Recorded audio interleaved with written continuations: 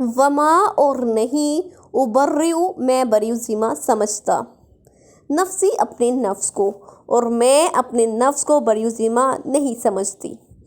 ان النفس تو بے شک نفس لامارہ تم ضرور حکم کرتا ہے بالسوء برائی کا۔ نفس امارہ تو برائی کا حکم ضرور کرتا ہے۔ الا مگر ما رحمہ جس پر رحم کرے، ربی میرا رب، مگر جس پر میرا رب رحم کرے، انا بے شک ربی میرا رب غفور الرحیم بخشنے والا مہربان ہے۔ تو بے شک میرا رب بخشنے والا مہربان ہے۔ عزیز مصر کی بیوی کہہ رہی ہے کہ میں اپنی پاکیزگی بیان نہیں کر رہی، اپنے آپ کو نہیں سراہتی۔ انسانی نفس تو تمناؤں کا مخزن ہے، اس میں ایسے جذبات اور شوق ہوتے ہیں، وہ برائیوں پر ابھارتا رہتا ہے۔ اسی کے پھندے میں پھنس کر میں نے حضرت یوسف علیہ السلام کو اپنی طرف مائل کرنا چاہا، مگر جسے اللہ چاہے نفس کی برائی سے محفوظ رکھ لیتا ہے، اس لیے کہ اللہ تعالیٰ بہت ہی غفور الرحیم ہے۔ بخشش کرنا، معافی دینا اس کی لازمی صفت ہے۔ وقال المالک اور کہا بادشاہ نے، اعطونی بہ اسے لے آؤ میرے پاس، استخلصہ میں اس کو خاص کروں، لنفسی اپنی ذات کے لیے۔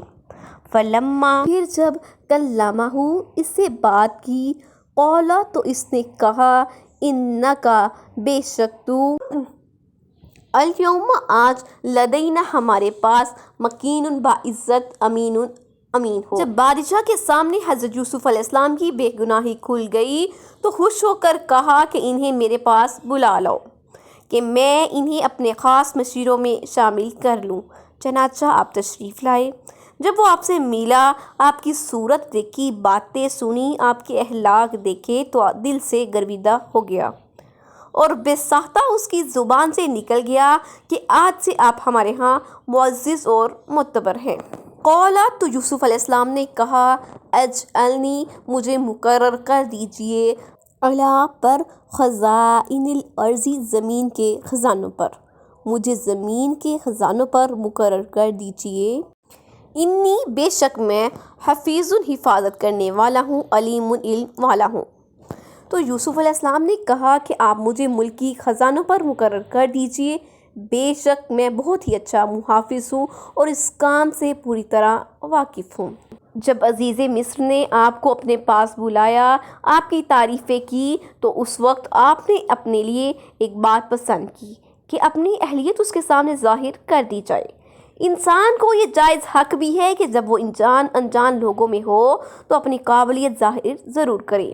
اس خواب کی بنا پر جس کی تعبیر آپ نے دی تھی، آپ نے یہی آرزو کی کہ زمین کی پیداوار، غلہ وغیرہ جو جمع کیا جاتا ہے، اس پر مجھے مقرر کیا جائے تاکہ میں اس کی حفاظت کروں اور اپنے علم کے مطابق عمل کر سکوں، تاکہ رعایا کو قحط سالی کی مصیبت کے وقت عافیت مل سکے۔ وَكَذَلِكَ اور اسی طرح مکننا ہم نے جگہ دی لیوسف یوسف علیہ السلام کو، فی الارض زمین میں، اسی طرح ہم نے یوسف علیہ السلام کو ملک مصر میں اختیار دیا، یتبوأ وہ رہتے، منہا اس میں، حیث جہاں، یشاء چاہتے، نصیب ہم پہنچا دیتے ہیں، برحمتنا اپنی رحمت، من نشاء جسے ہم چاہتے ہیں اپنی رحمت پہنچا دیتے ہیں، ولا نضیع اور نہیں ہم ضائع کرتے، اجر المحسنین نیکی کرنے والوں کا اجر، اور ہم نیکی کرنے والوں کا اجر ضائع نہیں کرتے۔ اس طرح زمین مصر میں حضرت یوسف علیہ السلام کی ترقی ہوئی۔ اب ان کے اختیار میں تھا کہ جس طرح چاہیں استعمال کریں، جہاں چاہیں مکانات تعمیر کریں، یا اس تنہائی اور قید کو دیکھیے، اب اس اختیار اور آزادی کو دیکھیے۔ سچ ہے، رب جسے چاہے اپنی رحمت کا جتنا حصہ چاہے دے سکتا ہے۔ صابروں کا صبر پھل لا کر ہی رہتا ہے، بھائیوں کا دکھ سہا، اللہ کی نافرمانی سے بچنے کے لیے عزیز مصر کی بیوی کے الزامات سہے، بس اللہ تعالیٰ کی رحمت کا ہاتھ بھرا اور صبر کا اجر ملا۔ تو نیکوکاروں کی ہم نیکیاں ضائع کبھی نہیں کرتے۔ وَالْأَجْرُ الْآخِرَةِ اور اجر آخرت کا، خیر بہتر ہے، لِلَّذِينَ آمَنُوا جو لوگ ایمان لائے ہیں۔ ان کے لیے وَقَانُوا یتقون اور پرہیزگاری کرتے تھے۔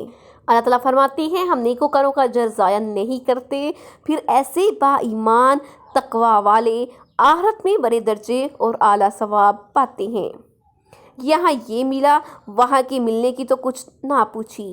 حضرت سلیمان علیہ السلام کے بارے میں بھی قرآن مجید میں آیا ہے کہ یہ دنیا کی دولت و سلطنت ہم نے تجھے اپنے احسان سے دی ہے، قیامت کے دن بھی تیرے لیے ہمارے ہاں اچھی مہمانی ہے۔ الغرض شاہ مصر ریان بن ولید نے اپنی سلطنت آپ کے ہاتھوں سونپ لی۔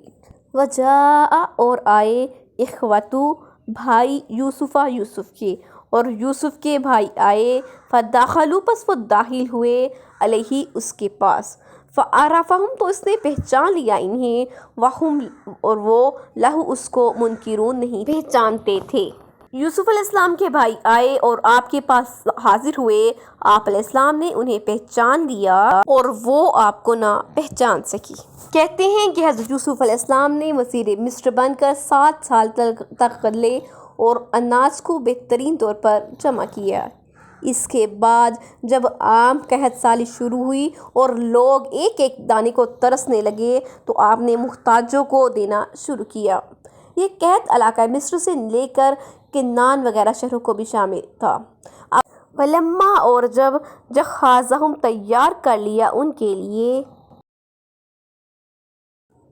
بجہازہم ان کا سامان، تو جب یوسف علیہ السلام نے ان کے لیے ان کا سامان تیار کر لیا، قولا تو ان سے کہا، ائتونی لاؤ میرے پاس، بأخ لکم اپنے بھائی کو، من ابیکم جو تمہارے باپ سے ہے، الا ترون کیا تم نہیں دیکھتے، انی کہ بے شک میں اوفی پورا دیتا ہوں، الکیلا ناپ کو، وانا اور میں ہوں خیر المنزلین اچھا مہمان نواز، کہ میں پورا ناپ دیتا ہوں اور میں اچھا مہمان نواز بھی ہوں۔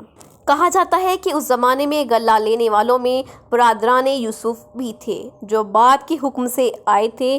انہیں معلوم ہوا تھا کہ عزیز مصر مال و متاع کے بدلے غلہ دیتے ہیں، تو آپ نے اپنے 10 بیٹوں کو یہاں بھیجا اور حضرت یوسف علیہ السلام کے سگے بھائی بنیامین کو، جو آپ کے بعد حضرت یعقوب علیہ السلام کے نزدیک بہت ہی پیارے تھے، اپنے پاس روک لیا۔ جب قافلہ اللہ کے نبی علیہ السلام کے پاس پہنچا تو آپ نے ان کو ایک نظر میں ہی پہچان لیا، لیکن ان میں سے کوئی آپ کو نہ پہچان سکا، اس لیے کہ آپ ان سے بچپن میں ہی جدا ہو گئے تھے۔ بھائیوں نے آپ کو سوداگروں کے ہاتھ بیچ ڈالا تھا، انہیں کیا خبر تھی کہ آپ کیا ہوگا، اور یہ تو ان کے ذہن میں بھی نہ آ سکتا تھا کہ وہ بچہ جسے بحیثیت غلام بیچا تھا آج وہی عزیز مصر بن کر بیٹھا ہے۔ ادھر حضرت یوسف علیہ السلام نے ان سے پوچھا کہ تم لوگ میرے ملک میں کیسے آ گئے؟ انہوں نے کہا یہ سن کر کہ آپ غلہ عطا فرماتے ہیں، آپ نے فرمایا مجھے تو شک ہوتا ہے کہ کہیں تم جاسوس تو نہیں؟ انہوں نے کہا معاذ اللہ ہم جاسوس نہیں۔ فرمایا تو تم کہاں کے رہنے والے ہو؟ کہنے لگے کنعان کے، اور ہمارے والد کا نام یعقوب ہے جو کہ نبی اللہ ہے۔ آپ نے پوچھا تمہارے سوا ان کے اور بیٹے بھی ہیں؟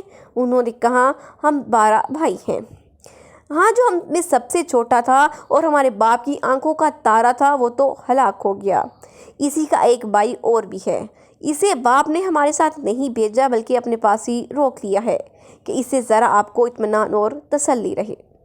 فَإِن لَّمْ پھر اگر نہ تَأْتُونِی تم لاؤ میرے پاس بھی اس کو، اگر تم اس اپنے بھائی بنیامین کو میرے پاس نہ لاؤ گے، فَلَا کَیْلَ تو کوئی ناپ نہیں، لَکُم تمہارے لیے، عندی میرے پاس، وَلَا تَقْرَبُونَ اور نہ تم میرے پاس آنا، اگر تم اسے میرے پاس نہ لائے تو تمہیں بھی کوئی غلہ نہیں ملے گا اور میرے قریب نہ آنا۔ آپ نے ان سے کہا کہ اپنے سچائی کے اظہار کے لیے اپنے اس بھائی کو جسے تم اپنے ساتھ نہیں لائے لے کر آؤ، اور انہیں دھمکایا کہ اگر دوبارہ کے آنے سے پہلے اسے ساتھ نہ لائے تو میں تمہیں ایک اناج کا دانہ بھی نہ دوں گا بلکہ تمہیں اپنے نزدیک بھی نہ آنے دوں گا۔ قالوا وہ بولے سنراود عنہ ہم خواہش کریں گے اس کے متعلق اباہ اپنے باپ سے، وَإِنَّا اور بے شک لَفَاعِلُونَ ہم یہ ضرور کریں گے۔ انہوں نے کہا کہ ہم اس کے متعلق اپنے باپ سے ضرور درخواست کریں گے اور ہم یہ کام ضرور کریں گے۔